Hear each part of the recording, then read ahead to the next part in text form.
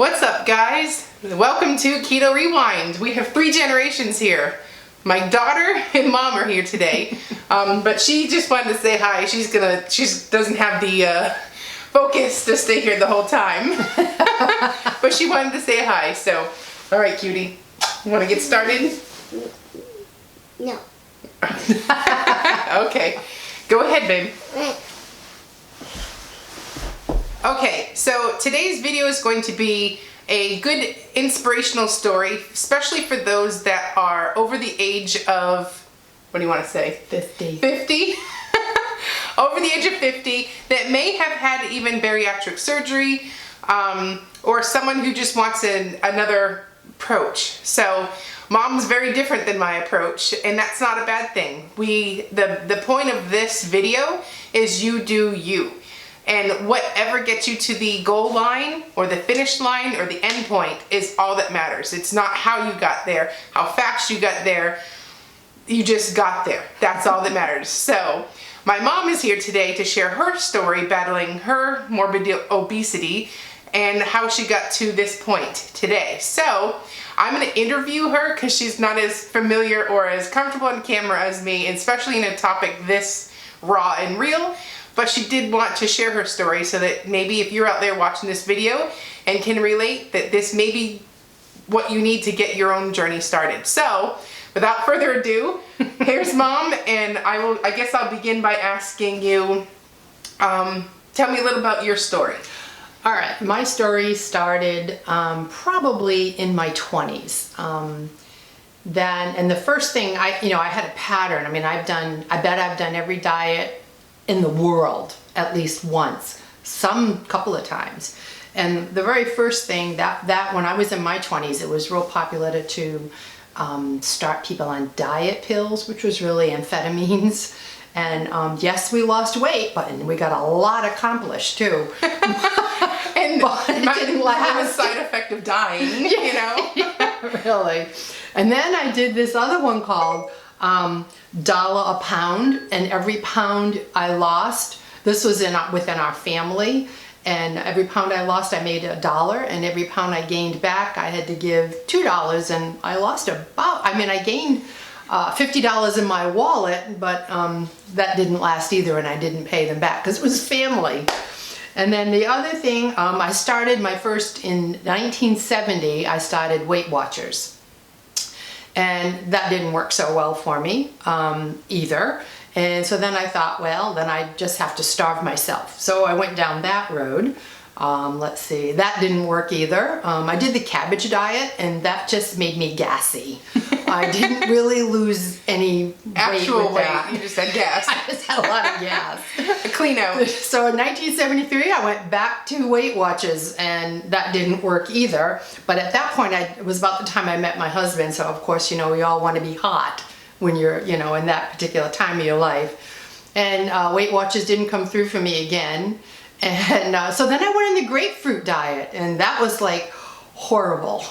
You just can't grapefruit eat. diet? Yeah, went on the grapefruit diet. So I went back to Weight Watchers, and actually I'd lost about 35 pounds, and that was the year I got married, 1977, and I weighed about 150 pounds when I got married, and I guess my range is like 145 to 155. I like the higher number, but that's not necessarily what they give you, but that was my range. So I was well within my range when we got married. And then after that, we tried the Atkins diet, and back then Atkins was like really looked down upon, but what the heck, we tried everything else, so I thought I'll try this one too. And it was hard to sustain because products weren't available. Grains that we use now, those things weren't available back then. So that didn't work out too well for me either. So then I went back to Weight Watchers 2 more times, and that's when they did the point things and wear me out, I can't count points. And then I tried Herbalife, the liquid diets. That didn't work out very well. And then I went to Diet Center, and that's really a rough diet, but I did lose 90 pounds, and I was skinny as a rail. But that was not life-sustaining for me. That just didn't work out either. And Jenny Craig, I lost 40 pounds on Jenny Craig. Did Slim Fast. And then I decided... I remember you doing Slim Fast. And then I decided, done with dieting. I'm pretty much over this. Up and down, up and down, up and down. Yo-yo dieting. I've lost 1,000 pounds. You know, it's bad. So then, you know, life went on, had babies, kept the baby weight, and then finally got what I call the ADR, ain't doing right, and I wasn't feeling good.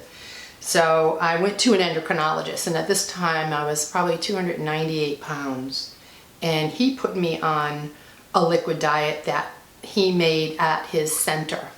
And basically he said to me, you're going to die within 3 years, and you're going to have a cardiac event before that.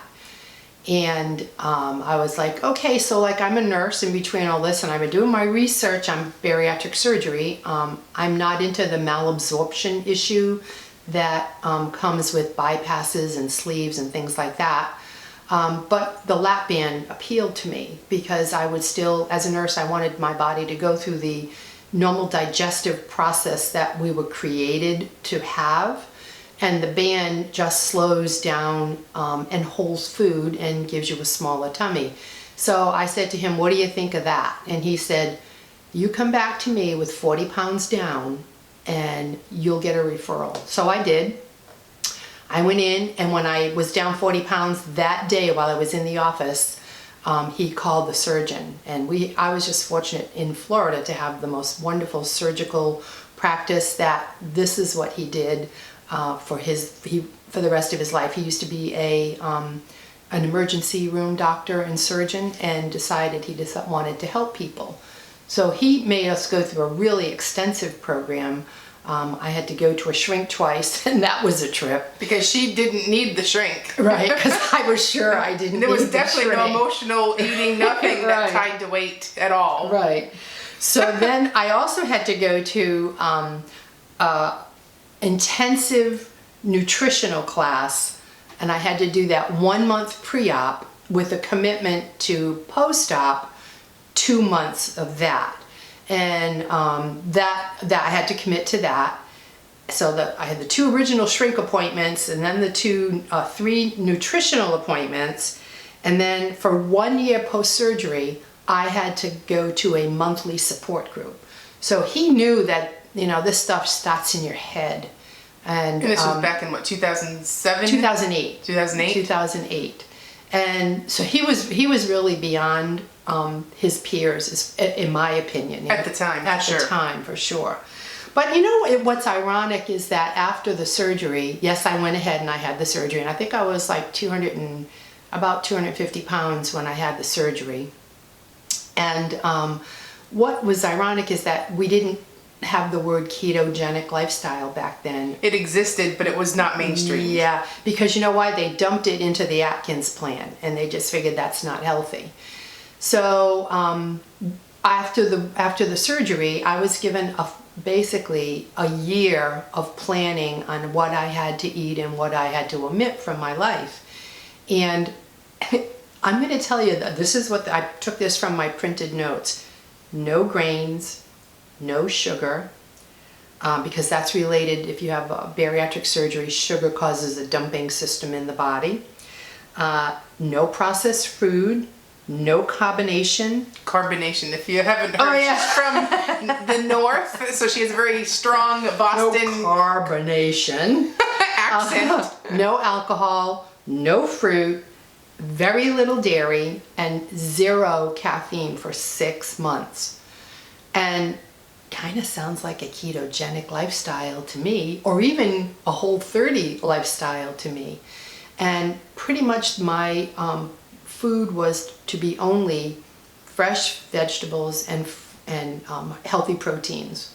And I remember him saying to you, close to the farm, away from the bakery. Yeah, he did. That was his quote. Yeah, and he said, you only eat what you, and he would say to me, you know, you go shop the aisles in a grocery market. The outer aisles, not the middles, right, where all the processed foods are. And you know what? A year later, the only thing that I missed, like, bizarre missed was English muffins. I still to this day love my English muffins. I fight her every time I see her having an English muffin. I am all over her. I have like 1 or 2 a month to this day. She lies. She lies. At least that. You're a liar.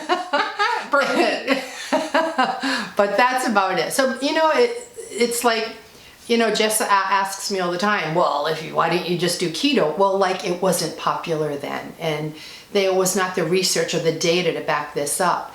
And along with all this dieting and stuff. Well, I wanted to add real quick. Yeah. Back then, I was not morbidly obese. When she was morbidly obese, I was a normal healthy weight. I was still in high school. Mm-hmm. I was definitely not a support system back then. If anything, weight was so far off my mind. I was a kid.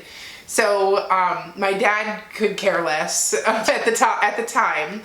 And my sister, same, she was a kid with me. And she was basically been yo-yo dieting her whole life. I watched it. And it was to the point where she didn't have the support within the family to even attempt this. And it was a different time back then. And knowing what I know now, because we switched roles, I all of a sudden, I got married and then I started gaining the weight as she's losing it. So here's a quick picture of a wedding picture from Mom and I, a before photo. But I was a lot bigger even when I got married than I am now. Mm-hmm. And you were, I think you were close to your highest. I was about 235 when you got married.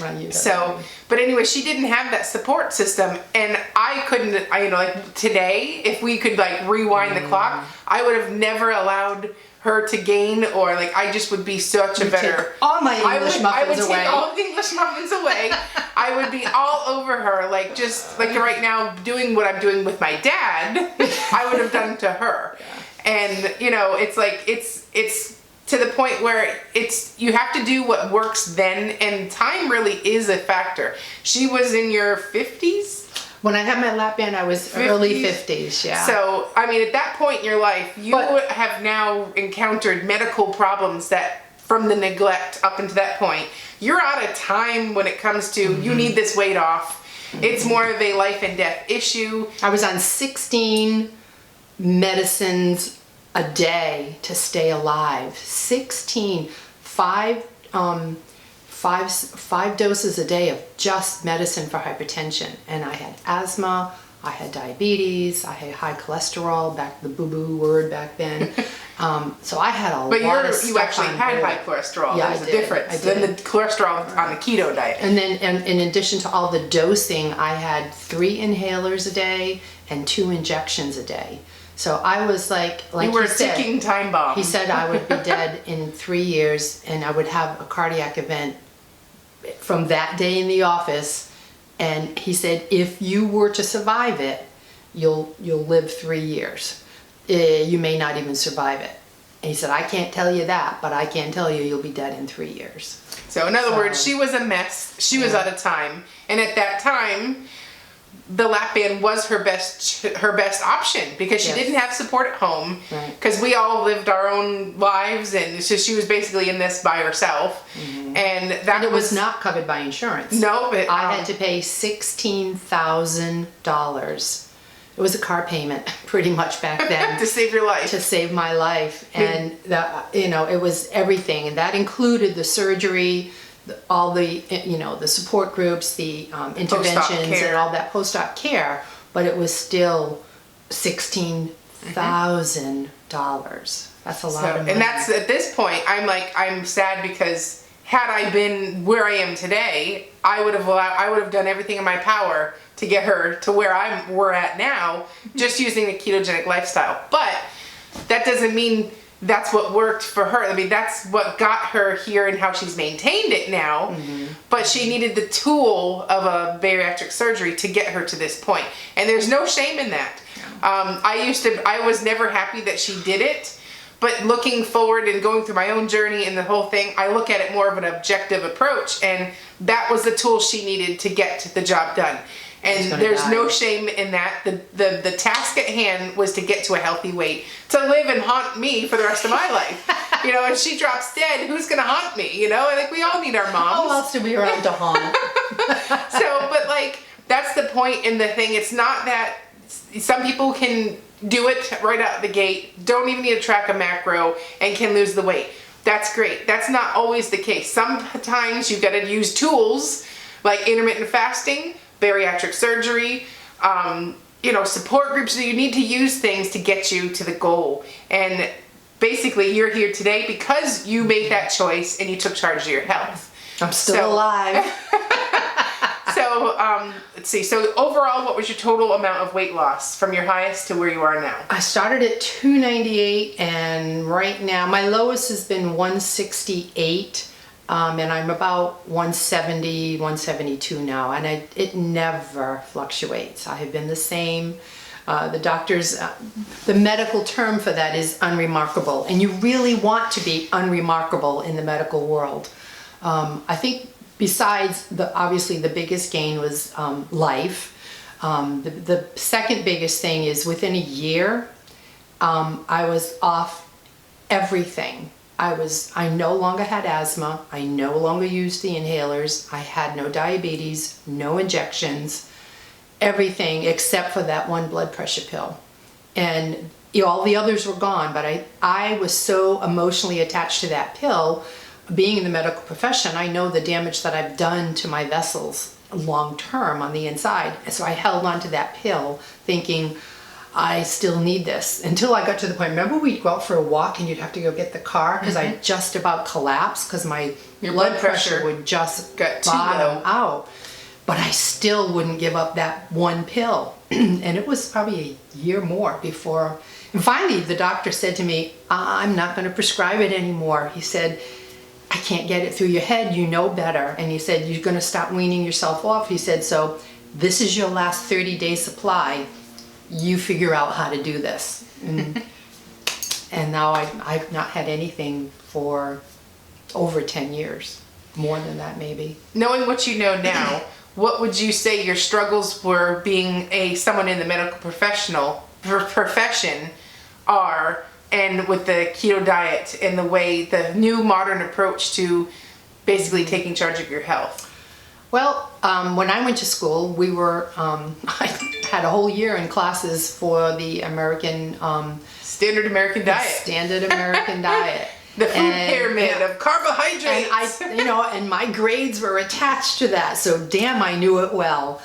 And that was so ingrained in me. And then to even take it further, the American Diabetes Association was on board with that food pyramid. And I've done lots of things as a nurse, but I did 4 years of primary care. And with that primary care, I was a diabetic coach. So when the new people came in, I actually not just showed them how to do injections, but I was kind of like the coach in teaching them how to live healthy. And by telling them to eat grains and sugar and where it should have been no grains. Yeah. And then after when I got, lost my weight and this new ketogenic lifestyle popped in, I still was against it. And we started doing it for like 3 or 4 months. My husband started doing it, and she was like giving side eyes. He was doing keto and intermittent fasting. Yeah, back in and I'm like, you're going to 2010. die. It's like, I really thought that. And so then my husband said to me, you know what, Deb, let's try this. Let's stay on it for 3 months and let's look at some lab work.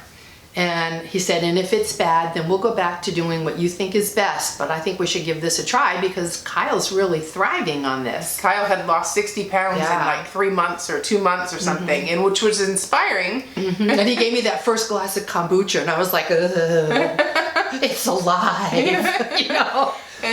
Yeah, and I remember the first time you got lab work done, you had such anxiety over what the results were going to say, and I think you'd been keto.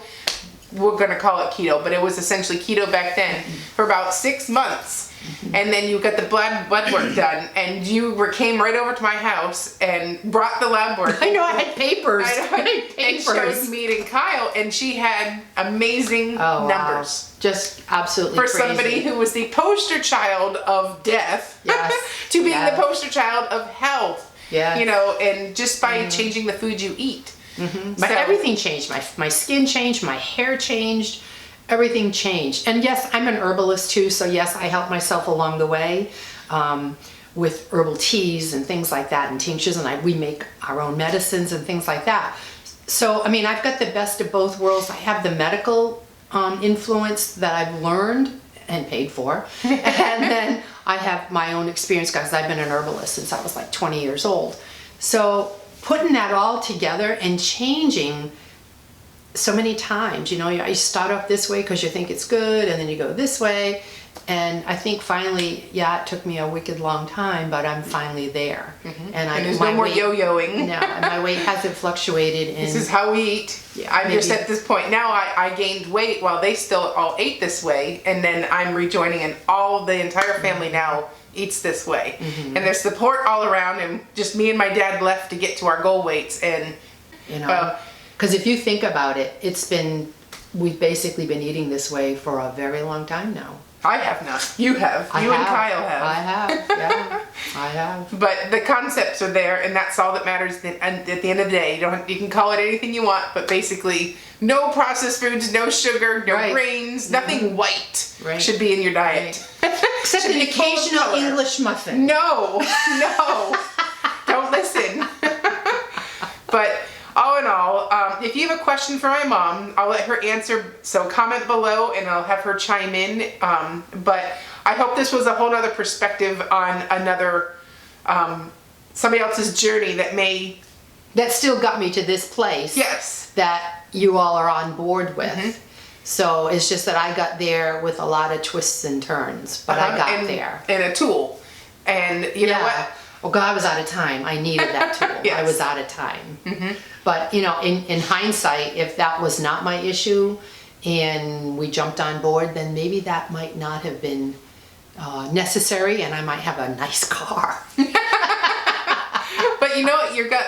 You're full of life now. Oh, you know? Yeah. You're rich on life. Yeah. And that's because you took charge of your health. Oh, you're not showing any of my pictures, are you? Of course, there's a lot of pictures. Yes. No, they're fakes. No, they're not. Those are legit. We don't put fake stuff on in this channel. No, they're fakes. It doesn't even look like me. You'll see. Well, you now embraced your natural hair color. Yeah. No more dyeing it. Not bad for 75, huh? She's not 75. Guess how old she is. Very. No 60, numbers. 66. No number. 66. And she's beautiful and she's healthy as a horse. I'll be 67 in 2 months. I know, almost 67. So anyways, I hope you enjoyed this video. Comment below with any questions, and I will see you at the next video. The next video will be self-discipline. Oh, I don't have that. Yes, you do, and it's gonna be a fun video. I took about 5 days to think about what I was gonna say in this video, so don't miss it. And once it's loaded, I will link it right there. So I'm Jess, and you're watching Keto Rewind. Bye-bye.